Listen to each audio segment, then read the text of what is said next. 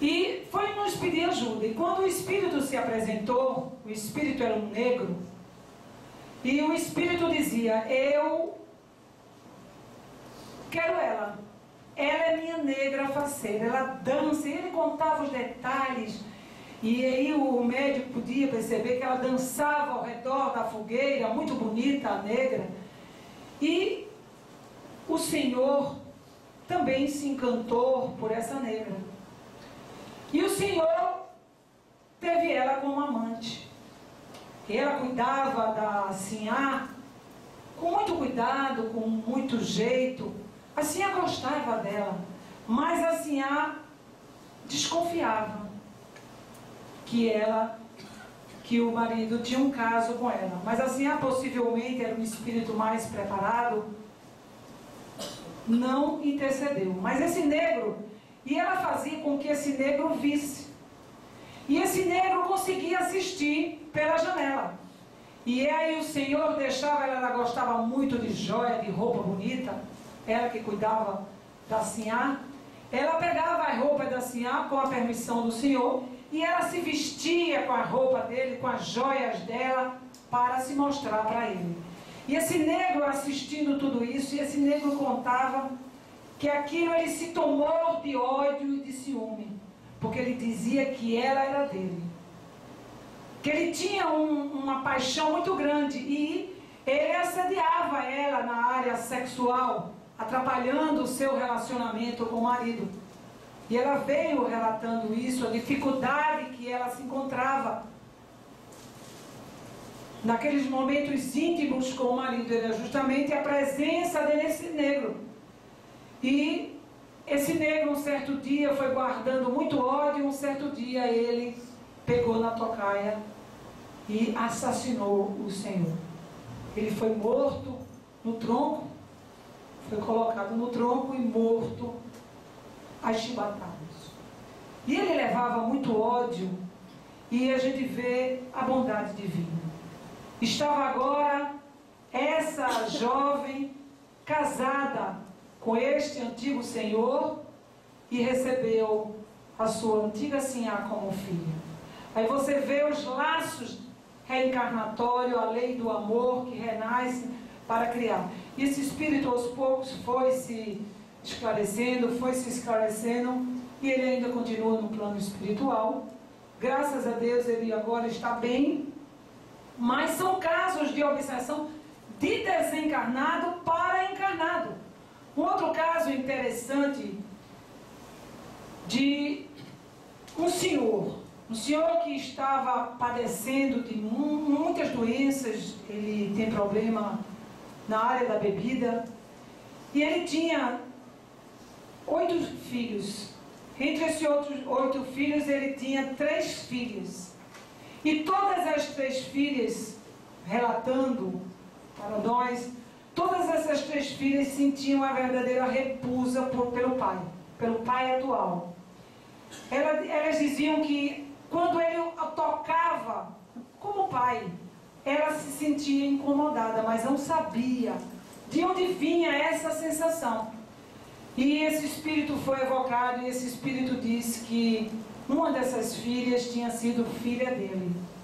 E esse homem era um antigo padre, e ele abusava das jovens. E essas 3 moças tinham sido usadas, estrupadas por esse senhor. E esse homem, esse obsessor, tinha verdadeira pavor a ele, levava ele a beber, levava ele àquele estado em que ele se encontrava. Então você vê ali os processos de obsessões que perduram, não é? Do plano espiritual para nós encarnados. Então, agindo nas sombras, o obsessor tem a seu favor o fator de não ser visível. Então, mais facilmente eles conseguem, porque nós, naturalmente, não estamos vendo. Vejamos as consequências da obsessão, que vai, com toda certeza, se ela perdurar, vai danificar o corpo físico, dando doenças físicas e mentais. Vícios levam a suicídios, como foi falado aqui, porque temos um tempo, não é? E Manuel Filomeno de Miranda nos fala desses danos físicos. Vejamos o que aqui Manuel Filomeno de Miranda nos diz, o que ocorre. Danos psíquicos e físicos.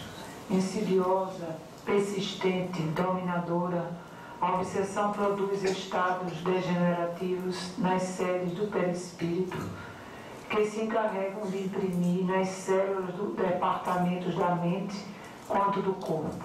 Os desvios da loucura e de enfermidade outras, comprometendo seriamente através do desgaste o aparelho psíquico e a máquina somática do encarnado. Então veja que obsessões de longo curso, elas vão ocasionar danos aos nossos corpos espirituais, consequentemente aos nossos corpos carnais, e vão gerar muitas dificuldades. Aqui eu vou botar para vocês ouvirem um caso que tem grilhões partidos, um caso muito interessante, um caso de subjugação. Um caso muito avançado de subjugação em uma moça, uma senhora. Caso Esther. Livro Grilhões Partidos, Manuel Filomeno de Miranda. Exemplo de obsessão em grau muito avançado, com características de possessão. O autor narra com detalhes os tormentos que a obsidiada enfrenta.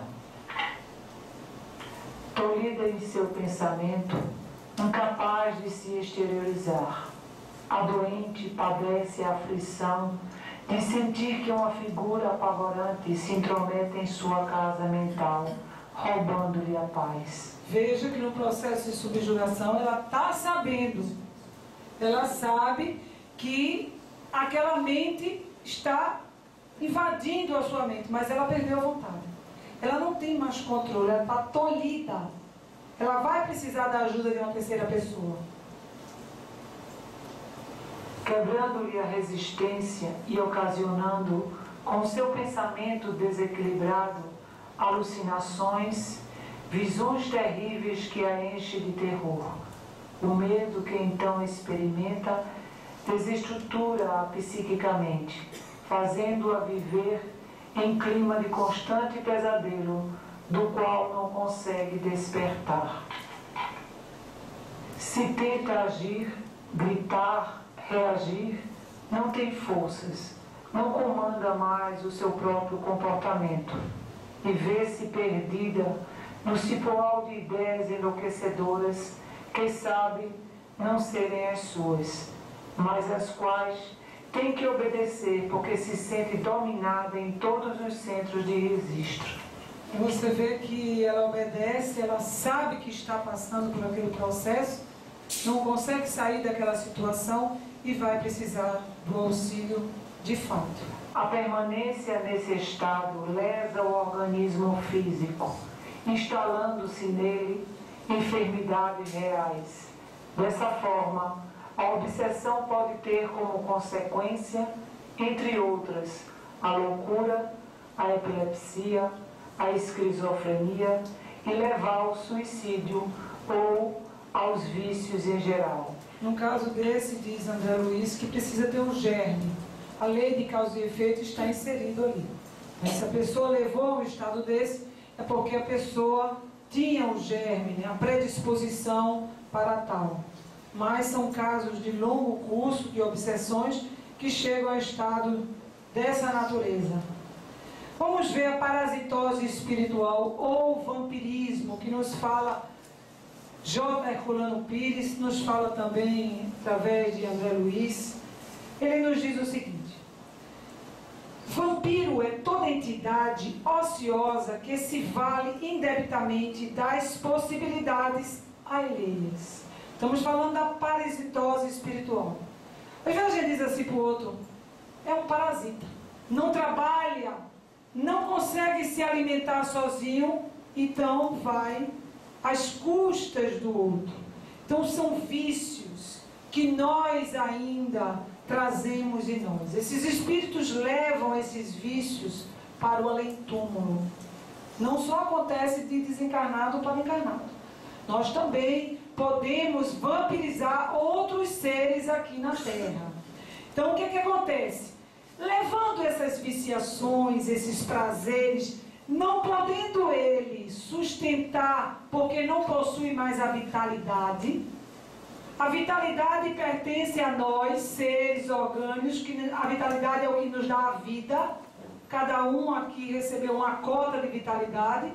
Uns com 60, outros com 70, outros com 90, outros com 100. E nós vamos, ao longo do tempo, gastando essa vitalidade. Essa vitalidade, ela é preenchida também através do nosso alimento, através da respiração, através do passe. A gente recebe esse fluido vital. Então, esses espíritos, eles sugam esta vitalidade, sugam essa energia que pertence a nós. Então, isso acontece o tempo todo. Eu estava lendo, eu achei muito interessante, uma reportagem que eu li de eu não me lembro o nome dele, mas ele estava falando de sugadores de energia. E ele conta que certa vez ele foi num shopping, chegando lá ele estava muito feliz. De repente encontrou com um amigo, daqueles amigos que fala de desastre, de morte, de estupro, de assalto, de tudo que não presta. E a gente fica só ouvindo. Aquele amigo que a gente não fala nada, que só ele fala. E ele contando que só o amigo falava. E quando acabou meia hora de conversa que só o amigo falou, ele disse que estava fraco, deprimido, e o amigo estava feliz. O que é isso? Sugador de energia. Ele não alimenta a sua alma com as coisas boas, com o alimento espiritual. Então eles sugam inconscientemente as nossas energias. Quem não conhece aquele que chega junto da gente? Você está bem? A gente já pergunta, você está bem? Sai correndo, né? Você está bem porque a gente já sabe. Porque problemas a gente tem que escutar, não é? É caridade ouvir. Mas tem pessoas que não saem do círculo vicioso dos problemas. Então a gente fala, você está bem? Fulano, não, me dói tanto a cabeça. O estômago, eu fui para o médico e começa a contar a tragédia da vida. E só fala disso. Eu certa vez eu estava contando, eu tenho o rapaz que faz parte trabalha conosco no nosso prédio, ele adora essas coisas, ele escuta aquele... bandeira 2, bandeira... eu estou tão antiga, é repórteresso mesmo, gente. É repórteresso, hein? Quem é que lembra de repórteresso? Os antigos lembram de repórteresso. Repórteresso, só dois levantou a mão, mas olha...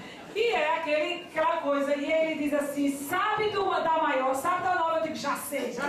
Porque eu já sei o que ele vai dizer. Que matou, que fulano assaltou. E a gente fica apavorado, porque já atrai.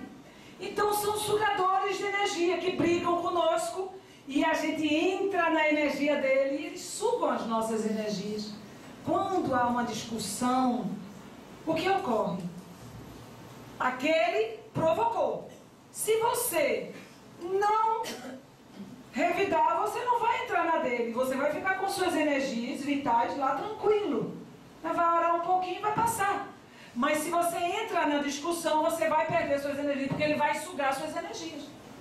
E você, quando acaba, você está, meu Deus, para que eu fui responder? Eu estou tão cansado. Porque sugaram as suas energias. São os vampiros. E que existem no plano espiritual. E esses do plano espiritual não conseguem saciar a sua fome das viciações, de todas as viciações, eles vão buscar nós encarnados. Para comer demais, para beber demais, para usar o sexo de maneira irresponsável, porque o sexo é vida, é prazer que Deus nos concedeu, é a porta aberta da reencarnação. É lindo, mas com responsabilidade. Mas eles querem utilizar justamente de forma irresponsável para que eles tenham acesso. Porque eles só vão poder ter acesso quando é de forma irresponsável. Então, nos diz ali que ligam-se as suas vítimas no intuito de absorver a vitalidade. Sempre existiram criaturas que vivem a expensas de outrem, absorvendo-lhes as energias das mais diferentes maneiras, tanto no plano físico quanto no plano espiritual. Esse rapaz não era espírita e ele dizia, se livrem dessas pessoas. no fato, nós espíritos não nos livre dessas pessoas, não é? Nós é que temos que mudar a vibração dessas pessoas. Quando vem com esses comentários, a gente educa, a gente alimenta o bem,